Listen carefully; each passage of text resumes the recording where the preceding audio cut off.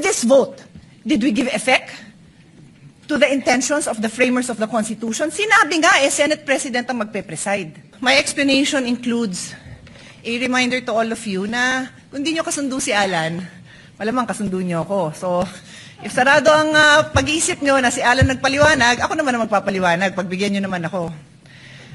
But what I'm saying is not new from what Senator Alan Cayetano expressed. And I have here copies of the constitutional verbatim debate on this provision. And as Senator Alan read, sinabi ni Mr. Monsod, is it not understood that when the President of the Philippines is on trial, it is the only time when the Chief Justice of the Supreme Court will preside? Is it necessary to say that the Senate President will preside during all other times? Ulitin ko yung tanong, kasi yun ang tanong natin today.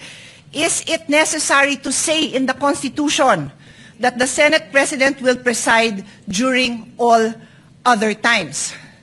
Ang sagot ni Mr. Davide, Mr. Presiding Officer, I precisely presented that because we have a distinction when it comes to the Chief Justice of the Supreme Court.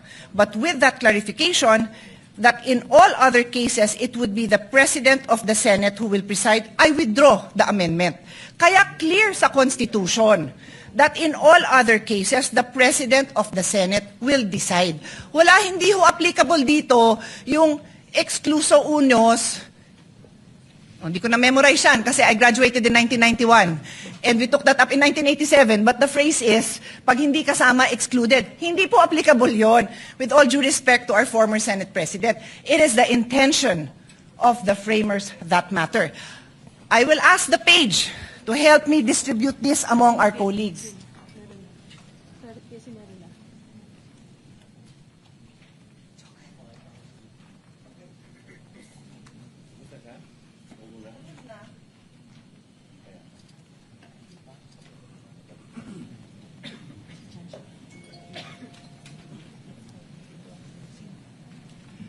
I have also asked our staff to actually copy. I am environmentally friendly, so ayoko sana ng papel.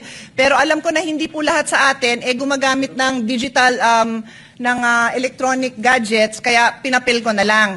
Pero kailangan ko pakita sa inyo yung mismong nasa journal, yan din yon, my dear colleagues.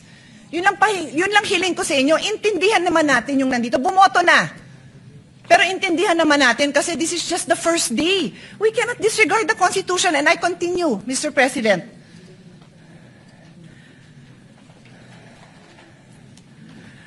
We have enough jurisprudence, more than enough, to explain to us, even in layman's term, what basic legal principles are. And one of the most fundamental principles of constitutional construction states that we give effect to the intents of the framers of the Constitution. With this vote, did we give effect to the intentions of the framers of the Constitution? Sinabi nga Senate President ang magpe-preside.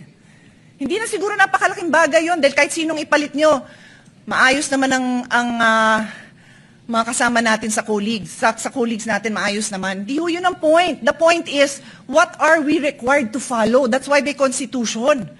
And I will now state, for the record, a few cases that point out that this is what we are supposed to do. Give effect to the Constitution.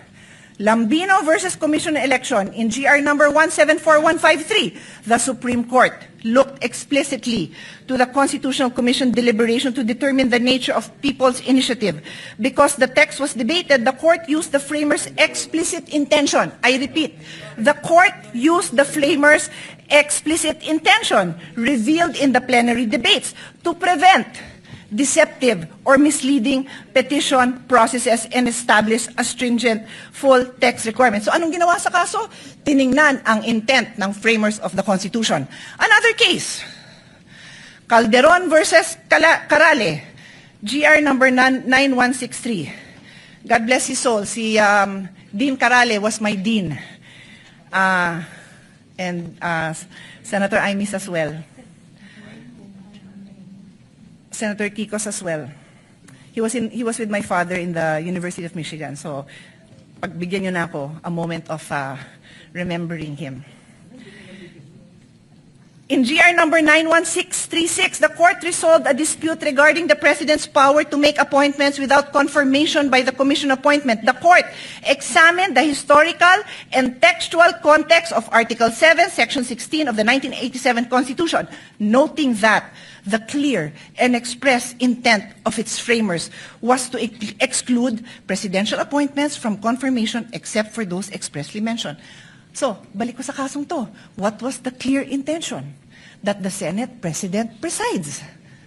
That is the clear intention. Dear colleagues, umpisa pa lang. I beg all of you, makinig naman tayo.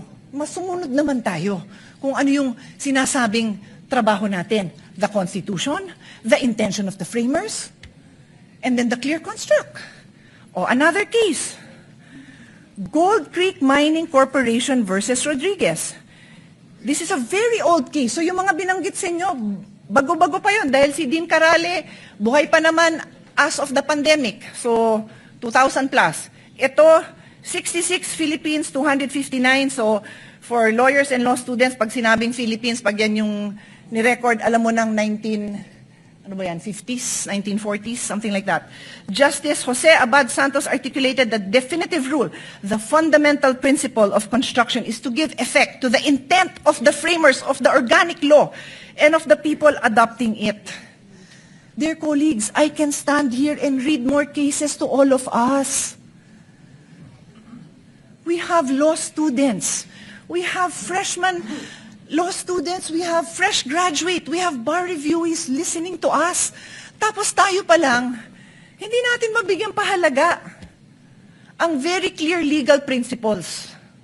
Pati yung prosecution and defense, nakikinig. Sana po, huwag niyong abalahin yung oras namin.